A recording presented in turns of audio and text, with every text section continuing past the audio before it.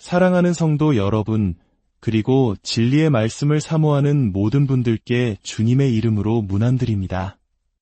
오늘 우리가 함께 나눌 이야기는 어쩌면 우리 신앙의 여정에서 가장 중요하지만 가장 자주 오해받고 있는 주제일지도 모릅니다.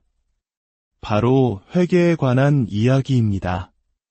오늘 이 말씀이 여러분의 마음에 깊은 울림을 주고 주님과의 관계를 더욱 풍성하게 만드는 은혜의 통로가 되기를 소망합니다.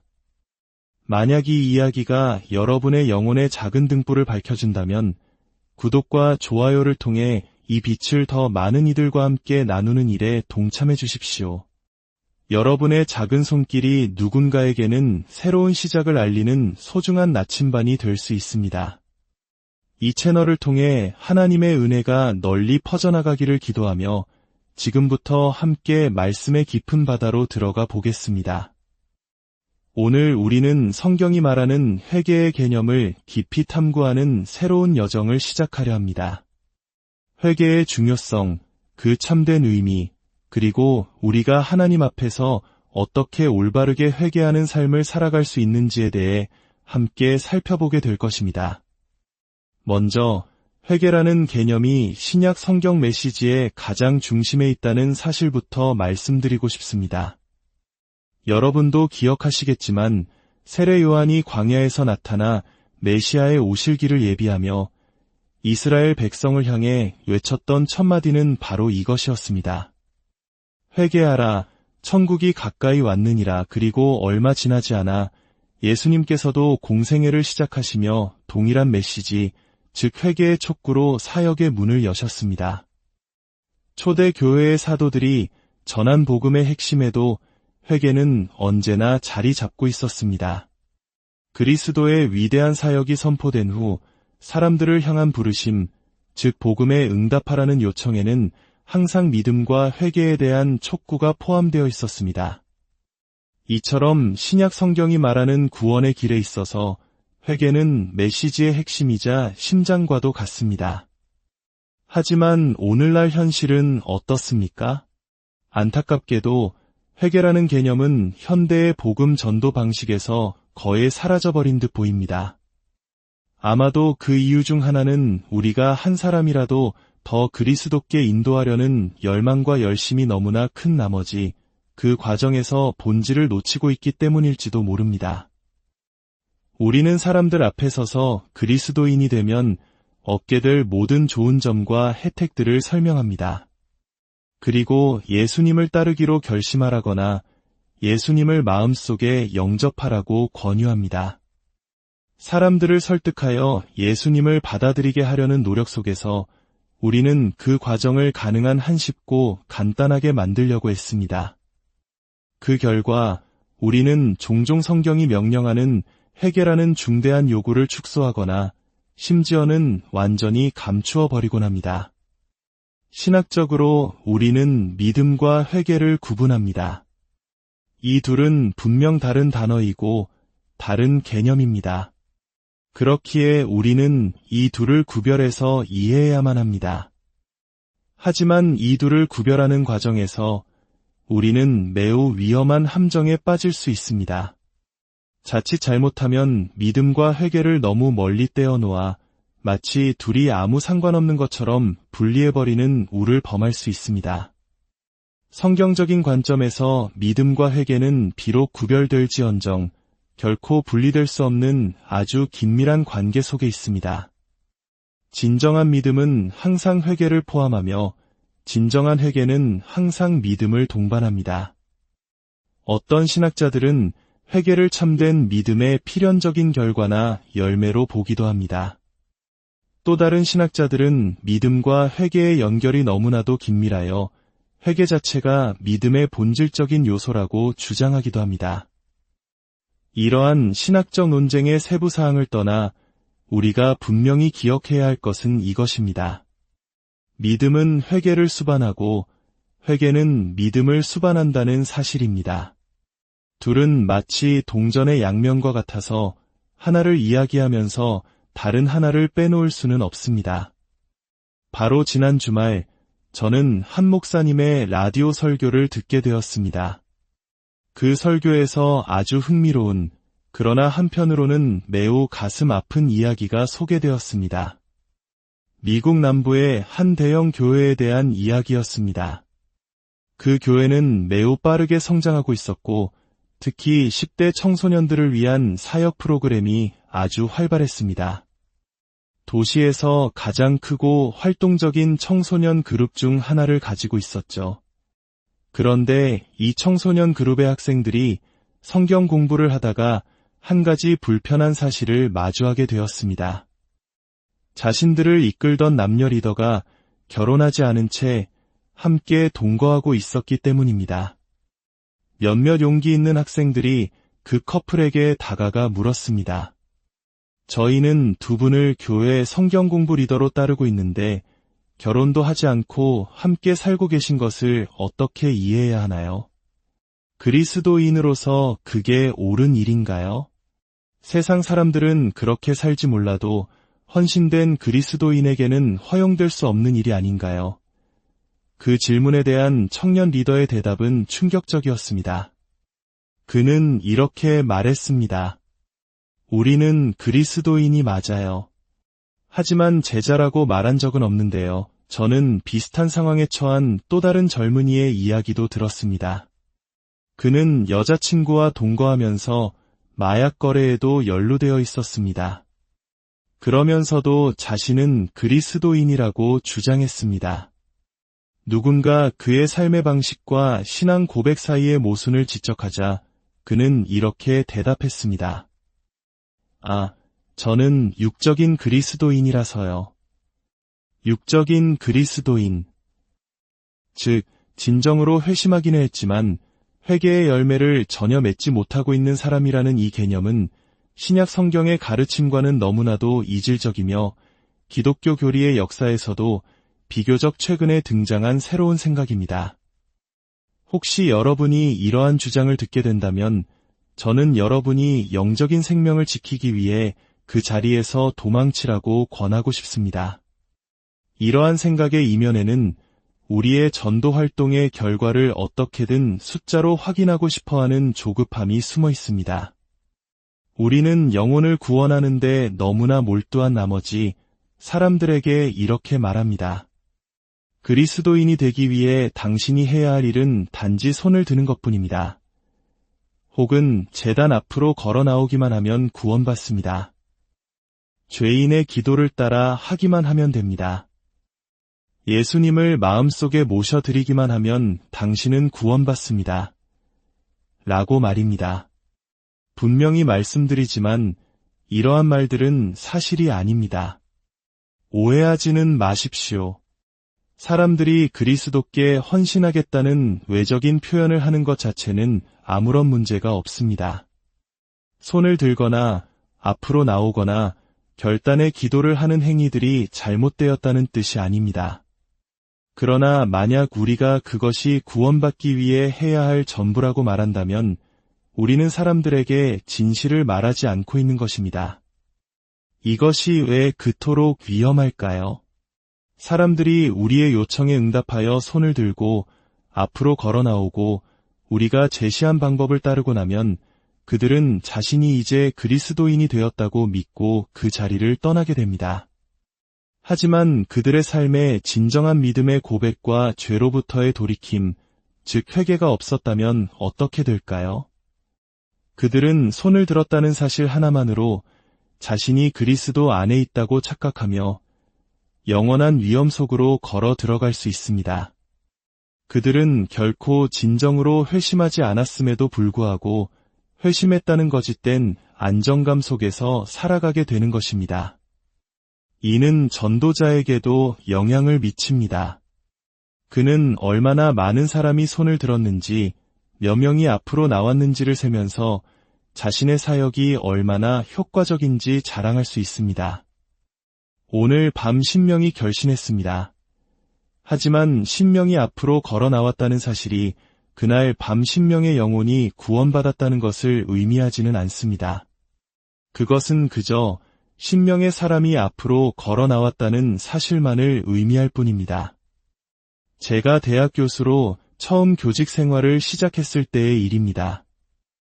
저는 청교도 신학의 거장인 조나단 에드워즈의 설교문을 접하게 되었습니다. 저는 이미 에드워즈의 깊은 신학에 매료되어 있었지만 그 설교는 제가 이전에 미처 발견하지 못했던 것이었습니다. 그런데 그 설교의 제목이 제 눈길을 사로잡았습니다. 제목은 신앙 고백자들을 향한 경고였습니다. 저는 생각했습니다. 이건 내 얘기잖아. 평생 학생으로만 살다가 이제 막 교수가 됐는데 에드워즈가 교수들을 위해 특별한 경고를 하다니 저는 그 설교를 반드시 읽어야겠다고 생각했습니다. 하지만 설교를 읽어 내려가면서 저는 금방 깨달았습니다.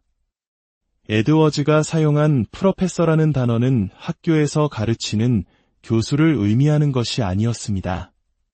그의 경고는 바로 입으로 신앙을 고백하는 사람들을 향한 것이었습니다.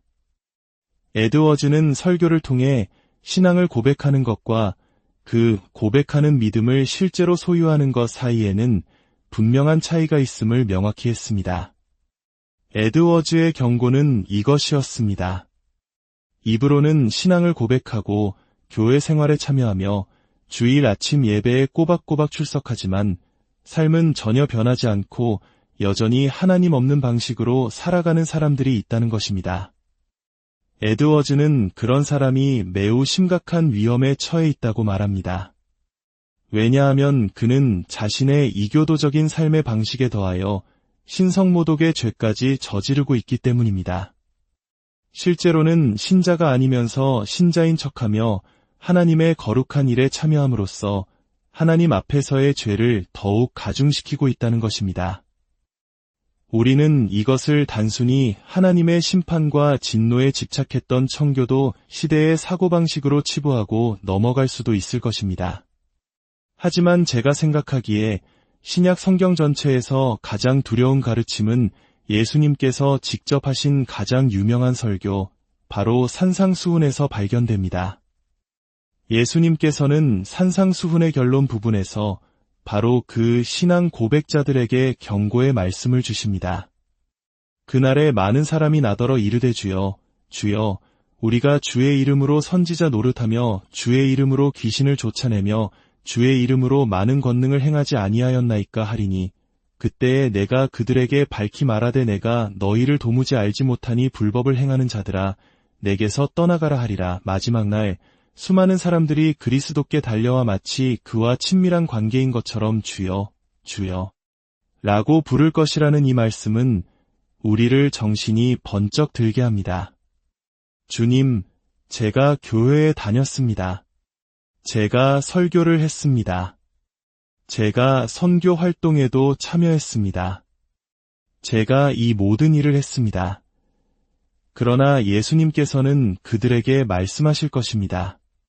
당신은 누구십니까? 나는 당신을 모릅니다. 떠나가십시오. 예수님께서 여기서 지적하시는 사람들은 바로 자신의 죄를 단 한 번도 진정으로 회개한 적이 없으면서 그분께 속했다고 주장하는 이들입니다. 그렇다면 신약 성경이 요구하는 이 회개는 도대체 무엇을 의미하는 것일까요? 회개로 번역된 헬라어 단어는 메타노이아입니다. 이 단어의 문자적, 어원적 의미는 마음을 바꾸다입니다. 단어의 의미를 배우기 위해 그 역사적 기원을 추적하는 것은 매우 가치 있는 일입니다. 하지만 어원에만 의존할 때 큰 문제에 빠질 수도 있습니다. 어떤 신학자들은 이 어원적 의미에 근거하여 회개란 단지 예수님에 대한 당신의 생각을 바꾸는 것일 뿐이라고 주장합니다. 예를 들어 회심하기 전에는 예수님을 그저 위대한 도덕 선생님이나 고대의 예언자 정도로 생각했지만 성경을 공부하고 설교를 들은 후에 예수님이 진정으로 하나님의 아들이심을 깨닫고 그에 대한 견해를 바꾸는 것, 그것이 바로 회개의 전부라는 것입니다. 그러나 이것은 회개의 의미를 심각하게 축소하는 것입니다. 단어의 의미는 시대를 거치며 변화하고 특히 성경이라는 거대한 맥락 안에서 사용될 때 그 의미는 훨씬 더 깊고 풍성해집니다. 예를 들어 성경의 사랑이라는 개념을 생각해 봅시다. 고대 그리스어에는 사랑을 뜻하는 여러 단어가 있었습니다. 육체적 사랑을 의미하는 에로스, 형제애를 의미하는 필레오, 그리고 가장 고상한 영적 사랑을 의미하는 아가페가 있었죠. 하지만 신약 성경이 기록되기 전 고대 그리스인들에게 아가페라는 단어는 사실 그다지 중요하거나 심오한 의미를 담고 있지 않았습니다. 그러나 구약 성경이 히브리어에서 헬라어로 번역될 때 유대인 학자들은 구약 전체에 흐르는 하나님의 풍성하고 희생적인 사랑의 개념을 담을 단 하나의 단어로 바로 이 아가페를 선택했습니다. 그 순간부터 아가페라는 단어는 이전과는 비교할 수 없는 깊고 풍성한 의미를 지니게 되었습니다. 그리고 예수님께서 오셔서 그 사랑이 무엇인지 삶으로 보여주시고 가르치심으로써 아가페의 의미는 그 정점에 이르게 됩니다. 회개 즉 메타노이아 역시 마찬가지입니다. 단순히 마음이나 의견을 바꾸는 차원의 문제가 아닙니다. 성경이 말하는 회개는 우리의 삶의 주변부에서 일어나는 가벼운 변화가 아니라 우리 인격의 가장 깊은 중심부에서 일어나는 근본적인 변혁입니다. 그것은 하나님의 성령께서 우리의 마음을 꿰뚫으실 때 일어나는 사건입니다. 우리의 존재 중심이 뒤흔들리고 삶의 방향이 180도 전환되는 것입니다. 이전에는 세상의 풍조를 따르고 주변 문화의 기준에 맞춰 살았다면 이제는 완전히 다른 삶의 방식을 따르기로 결단하는 것입니다. 세상이 괜찮다고 말하는 죄악된 습관들로부터 완전히 돌아서는 것입니다. 회개는 이교도적인 삶의 방식을 버리고 이제 그리스도께로 나아가 그분의 주되심에 내 삶 전체를 복종시키는 것입니다. 이제부터 순종의 삶을 살기로 굳게 결심하는 것입니다. 물론 이것이 회심의 순간 모든 죄가 사라지거나 유혹이 끝난다는 의미는 아닙니다. 우리는 여전히 연약하며 넘어질 것입니다.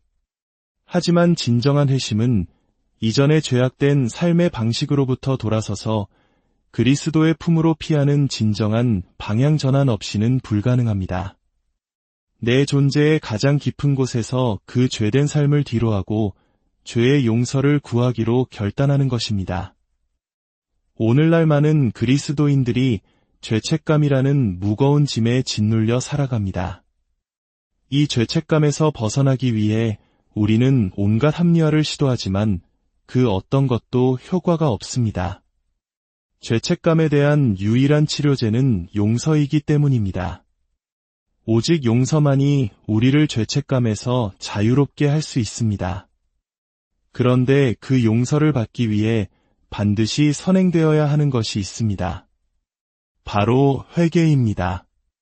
용서가 죄책감을 치유하는 데 필수적이듯 회개는 그 용서를 얻는 데 필수적입니다.